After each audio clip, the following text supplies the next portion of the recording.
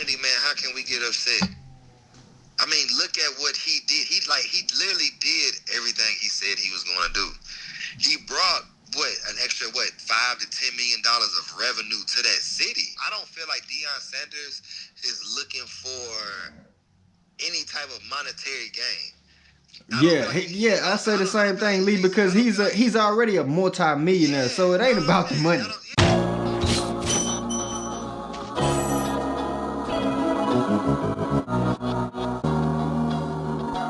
You just can't please our people, no matter what you do. It's just a flashback just for a second on the Kyrie situation.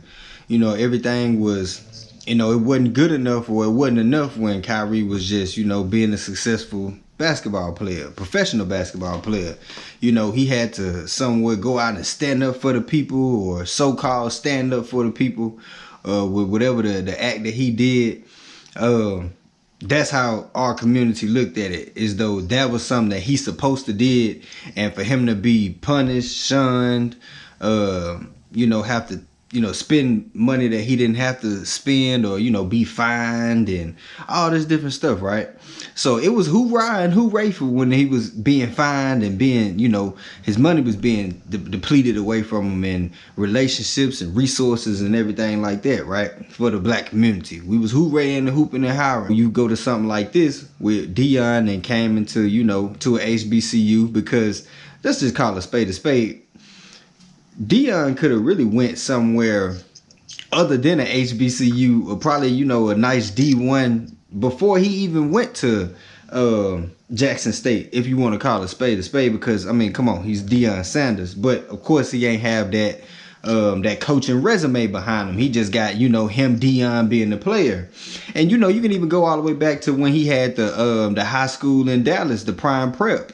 That was a good thing. People was, all for it and everything, and they was kind of bashing him at the same time. Oh, he bringing kids from over here and over there. He's recruiting. He's doing this and doing that. He got all these kids at this school, and they this good because he this and that, And then when they start beating the brakes off everybody, then it's a problem, in the black community, But this man got his own school, right? So the school gets shut down. Boy, black people act like it was the best thing that ever happened.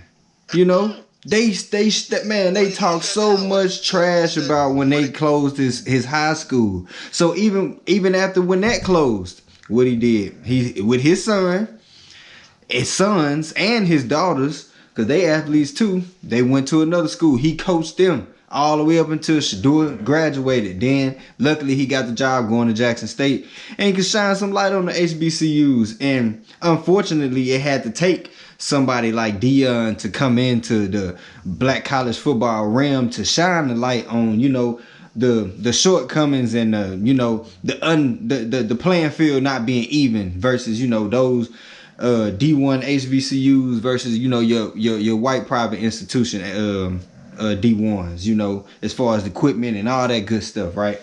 So yeah, just like any other coach, you're coaching for a resume, and every coach is coaching for $1. Just like any player, any college football player is playing for $1. The coach is coaching for a resume. They coaching and preparing you to go out here and win the game, and for y'all to have the best record and to make him look good too. So therefore, he may go on and coach NFL, or even get a coach at a bigger school or somewhat like that. Same with the player. The player is playing to get to the league to get that check. So the money thing, that's totally out the question. Everybody playing for the dollar when you get in the college football realm. And if you're a player, you should understand. And if you don't understand, that when you're being recruited and you get into playing college football, no matter what the level is, NAIA all the way up to D1, it is a business. At the end of the day, it's a business. And that's just what this boiled down to. We don't get all up in arms and hooping and hollering when our favorite college football team get a new coach, or one of our coaches go and coach somewhere else. You know what I'm saying? Like, nobody was mad when Les Miles got fired from LSU and he went to go coach at Kentucky. We ain't never hear nothing about that.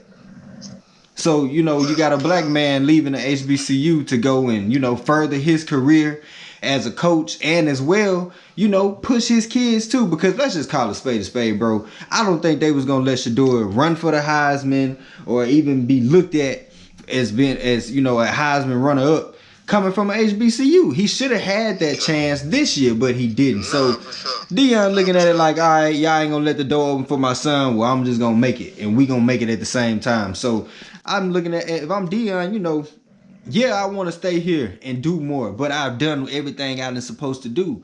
Now this decision boils on me and my family and my career. Man, I got 2 sons that's trying to get to the league, plus I got some daughters that's trying to do their thing. Yeah, I'm gonna take the best opportunity for us. All the players that he led on and he recruited and all of this, man, this stuff happens year in and year out with coaches. It happened to me. Prime example, I was getting recruited by University of Central Arkansas. Bro, they recruited me for months. They hitting me up every day, calling me. I'm up there on visits and everything. And then I just all of a sudden I ain't hearing nothing from them. Like nothing. None at all. I'm talking about we go from talking every day to nothing at all. And I'm like, bro, what is going on? So I'm reaching out to the recruiter. I ain't hearing nothing back. And I finally get a response and he was like, I'm no longer on the staff. The coach resigned from the school. So when coaches resign from schools, the players that was getting recruited to that school, all that stuff dead. It just stops. And yeah, it suck. You feel what I'm saying? It's terrible, but you got to look at it that that coach was just offering you an opportunity that based off of what he saw in you, and he ultimately don't owe you nothing. If you want to call a spade, and that coach, he gonna take the coach that's coming in. Just because you was being recruited by that school, that don't mean that the recruiter that's coming in from wherever, that don't mean that they gonna come pick you up. Or come, pick that process up. Like that's probably a 99% chance that it's not gonna happen like that. Usually it's a done deal because the new coach, he gonna bring in his set of coaches and his players that he want to recruit and so on and so forth. So yeah, bro, it's a sucky, terrible situation, but ultimately he ain't ruined nobody's life. He ain't ruined nobody's career. He ain't do none of that. It just is what it is. It suck, but it's part of being recruited in college football. It's just how it works. Some places you may choose you want to go. That don't mean you gonna like it there, and you may want to leave. It just is what it is. Now I do agree with that, and also creating a resume. But Deion Sanders can build on his coaching resume. But Deion Sanders, I don't feel like Deion Sanders is looking for any type of monetary gain. Yeah, right. It ain't about the money, right? It ain't about the money. It's not about the money. Even though he had the song, "It Must Be the Money."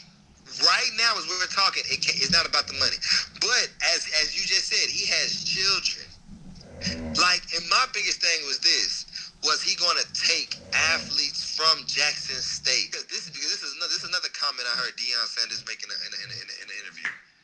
Not only is he bringing his son Shador, and just also to comment on what you said about Shador, yeah, I would definitely say the reason why Shador is not being recognized for the Heisman is because what they want to say is strength of schedule.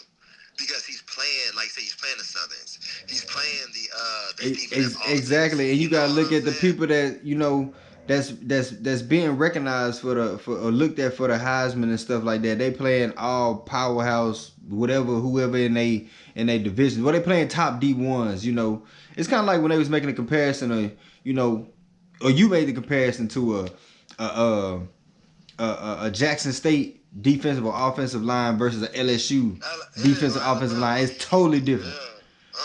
It's totally different. There is a difference. So it's like Deion want to showcase his son. Like, hey, he can play here. He can play over here too. So I need y'all to recognize him. And that's just what it was gonna have to take. And if it was my son, yeah, I'm trying to get him up to that highest level of competition to see how he compete. Because the NFL want to see that too. And they look at HBCUs like we got a weak, watered down league when that's not all the way factually true at all. I'ma